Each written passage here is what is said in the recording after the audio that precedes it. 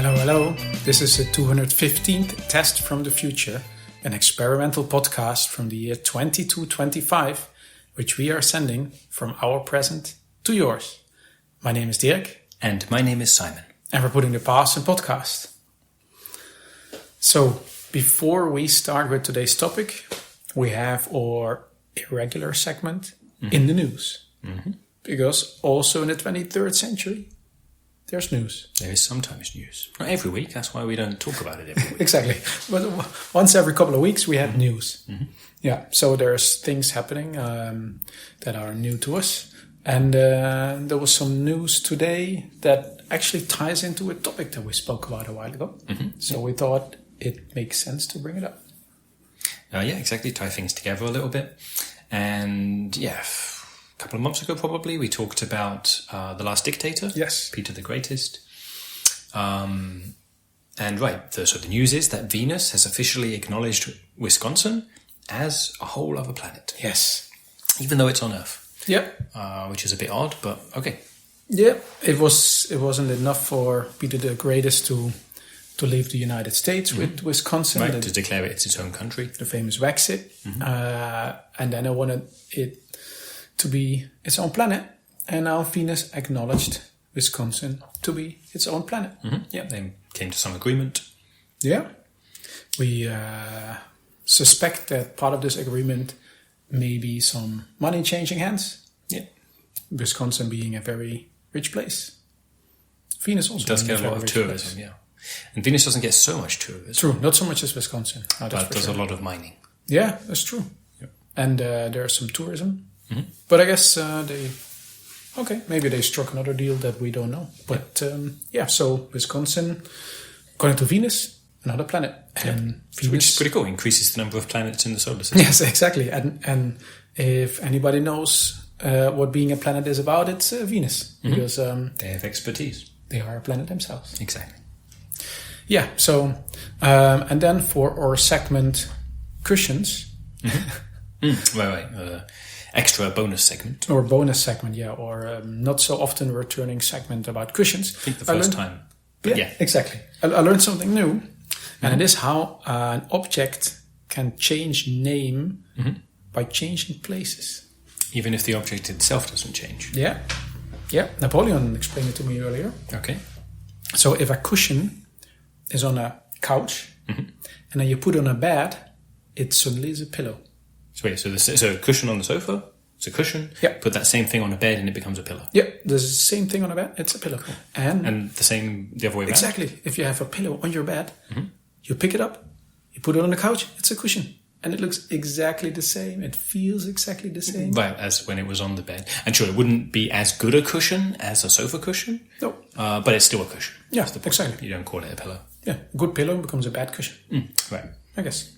Or a bad pillow can just become a good cushion. Who knows? It will all depend on what kind of stuff you've got going on in your house. And Soft furnishing-wise. And I think this is universal.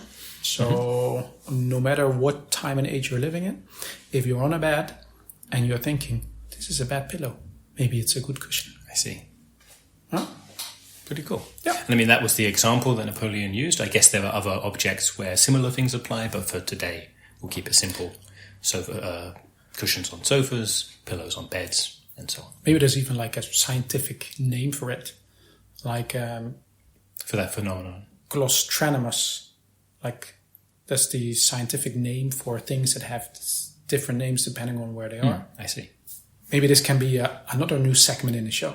Right, I was going to say each week, maybe not each week, but when we come back to it, that we have a new object that we talk about in this At one point we will say, for our segment Glostranimus, today we'll speak about something else that has a different name depending on where it is. Yeah? If it's Glostranimus. Yeah, I will say that to check that. Yeah, if that's the word you mean. Yeah, or maybe that also has a different name depending on... Depending on where you're using it. Cool. We're leaving all kinds of loose ends here. Okay, so that's it for all today's segments. But we're talking about what to call it, an event, I guess. Yeah.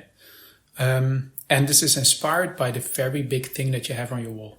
Right, this huge painting that I've got up here. Yeah. So it's not like, okay, you listeners have never really seen your apartment, but I guess they know there's a really big screen on one wall. Yep. It's one of the other walls. Correct. And this has a very big painting. Maybe you want to describe what it is? Yeah. And then we'll get to why this is here. Exactly. Let me paint a word picture for our listeners. Yeah. So it's a cityscape from up high, looking down on a city, lots of skyscrapers, lots of monorails, lots of raised bridges with cars. And I've been burying the lead because sure, that's what's going on. But right smack in the middle of it is a humongous monster. Lightish blue, medium blue, I'd say, with yellow spikes all over its back and around its head. Yeah. Glowing yellow eyes, big old sharp teeth. It's on its 4 legs. Oh yeah, exactly. Not standing up, but hunched over, I guess.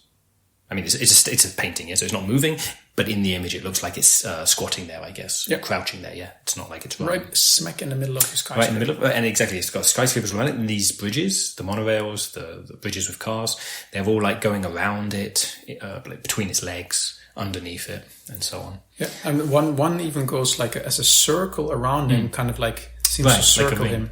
Yeah, correct, circling around the monster in the middle. And I said it was big. It's really big, yeah. So like its teeth, if I look closely, like one of its teeth is maybe the height of one of the train cars. And also the monster looks a little bit like a stegosaurus, I guess, but with several lines of spikes. Right, because the stegosaurus has just the one down the middle, but also the stegosaurus, its like back is more like raised. This is more a flat back. True. Not sure what dinosaur looks like this. It has spikes along its back, but unlike a stegosaurus where they're kind of plates, these are more like horns. And also a really big head. Like the head is... The head is almost as wide as the body, yeah. Did you say it was glowing... Glowing yellow eyes, yeah. Yeah. It's a really nice painting. Yeah, exactly. It's a really nice in the painting. distance, you've even got smoke coming up, but you can't see what the smoke's raising up from because whatever it's raising up from is behind the monster. True. And there's also... This is like an artistic... impression of a real location, but it has kind of like a retro feeling to it, like with the car still being on the streets, a train car still being on the streets. Exactly, it's like a historic scene. Yeah, exactly. Not set in the present. But it's still like there's like the where the cars are moving is really up in the air, but they're on some sort of raised bridge. Yeah, like a raised roadway. Yeah, exactly. That's it. Yeah. Anyway, it looks super spectacular. Yep. But now to the more interesting thing, or even more interesting thing. This is a real location. Correct, you mentioned. It's a concert hall. Yes. Yep. And I was there within the last week. So I was there on Wednesday. Why am I being vague? I was there on Wednesday, but for our listeners, Yeah. Within the last week is when I was there. I was there for a concert. Yes. And not just any concert. Nope. BoyWithUke. What was it? So it's this band. They've been around for around 200 years. BoyWithUke. Uke is short for ukulele. Ah, I mean, he's no longer really a boy. Like I say, he's over 200 years old, but the band keeps the name. Okay. And this was one of the Monster concerts. Exactly. So the concert was being held in the Monster Concert Hall. Exactly, in the Monster Concert Hall. And okay, do you know BoyWithUke? Have you heard their music? To be honest, no. I'm not sure if I should admit that, but no. It's pretty mellow stuff. I mean, it's enjoyable, so it's mellow. He's American, but he sings in a British accent. Okay. Which is, when I first heard him, I assumed he was British. Often you'll have it the other way around, where British musicians or singers will sing in an American accent. This guy's doing it the other way around. Okay. I haven't looked into why. I just enjoy his music. I know Swedish singers that sing with an Irish accent. Okay. So, but do you know? Are they doing, like, was it a choice? Like, did they choose that for whatever reason, or is it that they learned English in an Irish accent and so that's why they sing that way? I always thought it was kind of like random. What fits my style of music? I mean that's a good point. The accent really fits the style of music. Okay. I mean, ukulele, is this a typical British instrument? Don't think so. Not the instrument anyway. Okay. So, but it's it occurs to me that when you hear the name, so Monster Concert Hall, maybe you're imagining like metal music or something really loud and monstrous. And I mean, it's a concert hall, you can play whatever you like, but this band was much more mellow. I wouldn't call it rap exactly, but there's a nice wordplay. I enjoy the wordplay, basically. So for these monster concerts, are these, because this wasn't the first you went to, right? So you regularly go to them. What are they? Any concerts taking place in monster concert halls? So the music itself, that part isn't specific, but actually a big point of it is that whatever band's playing there, the members of the band, they need to use their cyborg chips to make themselves into monsters. Ooh. And not just like human scale monsters, but ones at least the size of a building. You know, like the concert hall itself is enormous. There's a huge stage inside, so that everyone can see them. You know, in the past, it was a bit, how to say it? It wasn't so great, where you go to this huge arena, maybe, or a huge concert hall to watch a band play, and you can barely see them because they're these tiny little specks on the stage, and you have to look up at a big screen. That's no good. So in a monster concert hall, all the members of the band, become monsters. Like I say, minimum height of a small building, if not bigger. Yeah, okay, there's some maximum limit. They can't literally be bigger than the roof, higher than the roof. But anyway, so BoyWithUke, normally is this regular guy, pretty, not small, but, regular human-sized. But for this concert, he turned himself into a giant gorilla. Ooh. I was really impressed. Like a King Kong. So gorilla makes it too small, He changed himself into King Kong. So King Kong, obviously, then also needs custom instruments. He had a King Kong-sized ukulele, which you could call a guitar, but no, compared to the King Kong, it's still, smaller than a guitar. Yeah. Cool. A King Kong ukulele. King Kong ukulele. So was he by himself? Is he like a solo artist? Solo artist. Okay, so no like monstrous backup singers or something like that. Okay. In that sense, it was a more mellow concert. Other concerts, where there is a huge stage show, there's much more going on.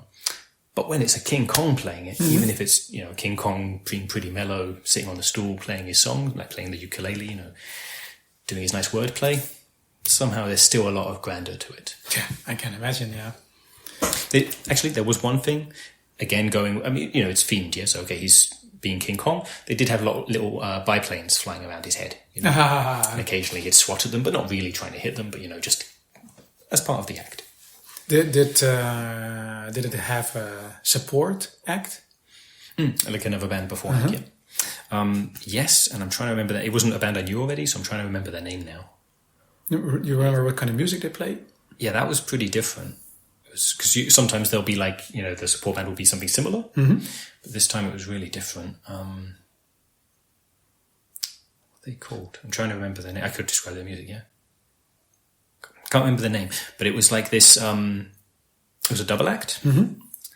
And so one was this humongous zombie, like whited out eyes and so on. And he was singing like death metal music, or death metal singing, like really growling. I can't do it myself, but really growling deep.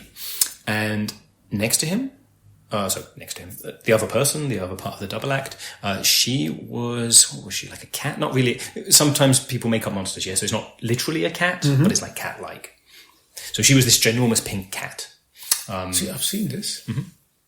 Yep. And so she was singing more in a, I guess, regular pop music style voice, and it was a really nice duet, the two of them. So could it be that they usually look like that, but they just made themselves bigger? It's possible, of course. I mean, with a cyborg chip, you can make yourself look like a zombie, you can make yourself look like a cat, whatever you like, Okay. So I didn't know this act beforehand, so I don't know what they normally look like. They sound like the Dead Seagulls. Dead Seagulls? Yeah? Does it ring a bell?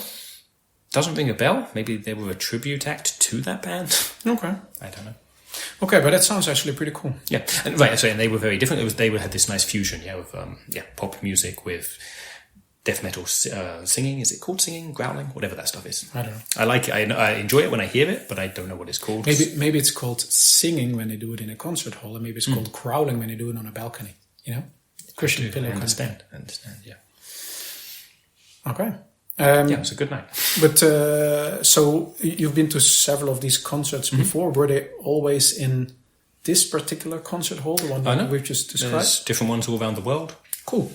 I have so why do I have a painting? This was a really, really nice time, and when I left, they were selling paintings. Like, okay, I'll have one of those. I don't have paintings of the other ones I've been to, but each one looks different. Like there's not like a repetition of monster features to the building itself.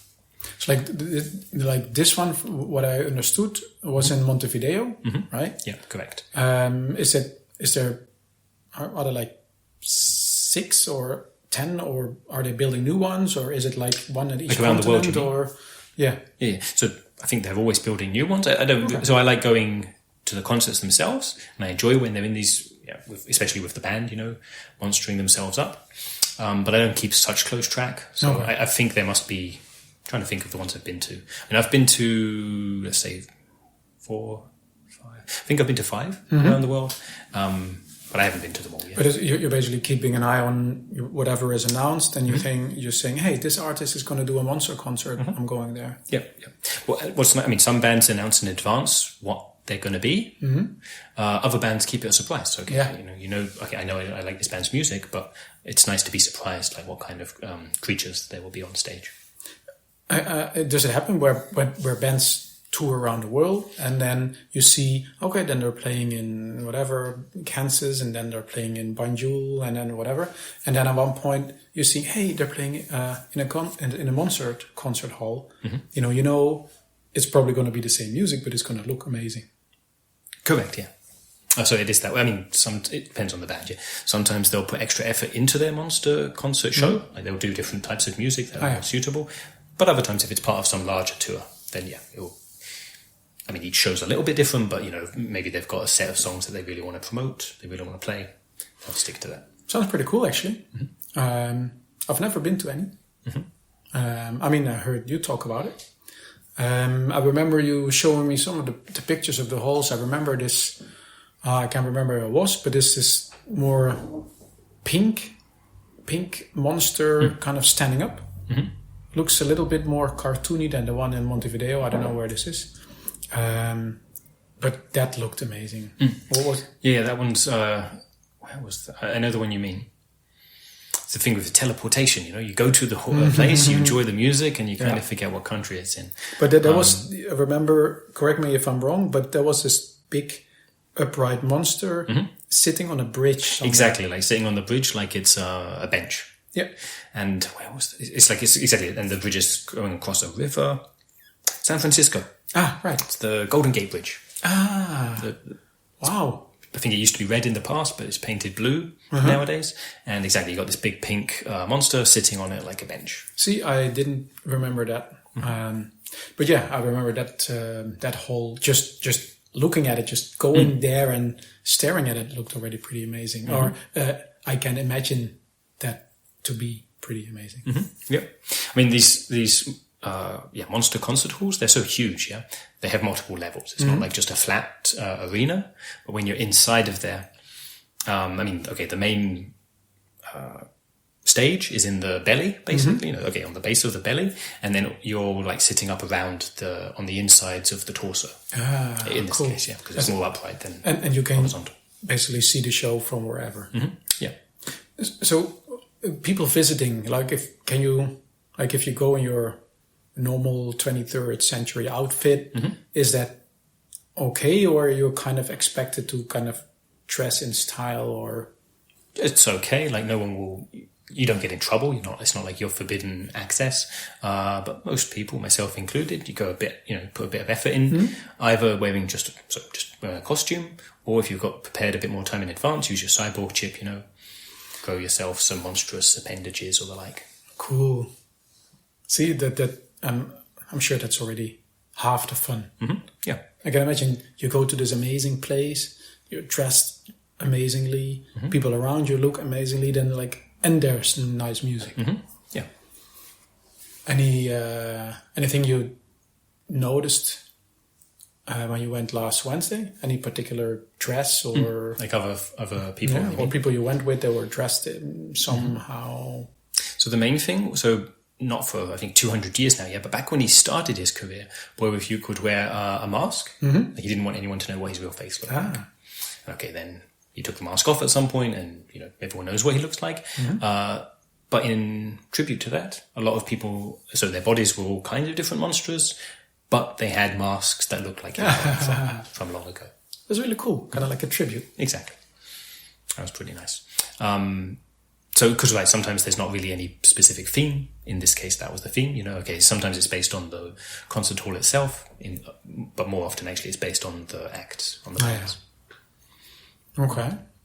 And is it are there any other peculiarities like check-in or ticket buying or No, I mean in that food sense, it's a they regular sell or- concert hall. Okay, food. So buying the tickets, that's just regular. That's not different from other concerts. Food, because people can be so, especially here, people often will have their head will be very differently shaped from a regular human face, head. Basically, the mouth is the key, yeah? Like what kind of food can you eat? And when you eat it, how messy is it? That kind of thing. But because that's understood, the monster concert halls, they have all the foods. Okay, cool. All the like normal and monster food. I guess. Exactly, monster appropriate food as well. Okay. Well, I've never been to any of the concerts, but I've seen the ads. Like I have the feeling that in the wall here in Skyline Plaza, there are these old hologram ads that they the monster hall jumps at you, like growls, pounces like, out. Exactly. So it's just if you're looking at it in the distance, it just feels like a photo, a little bit like you have on the wall here. But if you then come closer, then the monster concert hall itself kind of jumps out at you, like rah! Yeah. Which, to be clear, the actual monster concert hall doesn't do that. Yeah. That's an actual static building. But exactly in these advertisements, they are animated, come to life. And then it definitely gets your attention, and it's just like next monster concert, and then they have whatever lineup below. Pretty cool, and a little bit upsetting if you don't. Especially if it startles you. Yes, exactly. A little startling. That's it.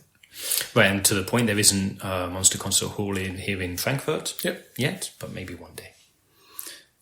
Is there any concert coming up in the near future that you're thinking about going, or maybe? Actually, no. I've just been like the last few months going to quite a few, and that's kind of not. I mean, there will be more to come, but I have not looked ahead yet to see what's coming. Taking not a break exactly, but the weather's gotten really nice now. So, I mean, monster concert halls are really nice for cooler weather. Yeah, nice to be inside. Now that it's so lovely outside, I'm actually probably going to go out for walks and hikes and stuff like that more. Okay. Come back to it in the autumn. Maybe there's a nice monster concert hall on the other side of the globe. I mean, of course there are. But you're here and the weather's nice here. Exactly. Yes. Okay, cool. I learned a lot about monster concerts.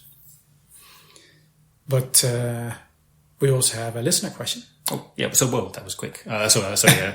Our listeners couldn't see, but I was nodding sagely as you said. We talked about a lot of monster concert hall stuff. You were thinking about do I have anything I need to? Yeah. But actually, I don't. So. Actually, no. No, all good. Listener question. Yep. Do you want to read it or shall I? I summarized it. Okay, yeah. You want to read the summary? Sure. Yeah. We don't have the original text. But, so Anne asked us, why do we say hello twice at the start of the episodes? Yes. Do we? I guess you... I do, actually, yes. Right, you say hello. I say hello. It's tradition, I think, by now, after 200 episodes. For a podcast, yeah. But I actually listened back to the initial episodes to check, did we already say it back then? I think the initial episode, we even said it 3 or 4 times. Oh, well. Because we were just trying to check exactly that it got through. Exactly. We were basically talking to nobody. So for like, hello, can anybody hear us? Hello, are you there? That's the kind of thing. And then like for the first couple of episodes, I felt a little unsure. Like, hello, is anybody there? And I think that kind of stuck. I see, yeah. And so as you say now, by now it's tradition. Now it's tradition. Now we have to say it. I remember even Imagine we stopped saying it. So what were you going to say? No, yes. I remember in the beginning at one point we changed the intro to not say this is the 215th episode, but this is episode 215 because I kept getting stuck in pronunciation. Right, like whether it's 15th or 15th or 15th. Yeah. Exactly. And then, but then it didn't sound authentic anymore. Yeah. So we changed it back. Yeah. So I can't imagine. So familiarity, I guess, is the reason. Yeah, exactly. For ourselves and for our listeners. We also say bye twice at the end. Yeah. True. So yeah, say bye-bye. Exactly. Would you say bye twice? I can say that's the thing I say in daily life too. It's basically like you can say goodbye, you can say bye-bye, you can say bye. I tend to say bye-bye. I tend to say hello. There you go. Right. So how did Anne email us? Right. Anne wrote to us at microlasagna5@gmail.com. And we would very much appreciate it if our listeners do that too. Write to us at microlasagna5@gmail.com and put the number 215 in the subject line so that we know this episode successfully went back in time. Yeah. For now, thanks for listening and see you in 200 years. Bye-bye. And I won't go too low, but you're as far as Pluto, 163,600 yards from my home.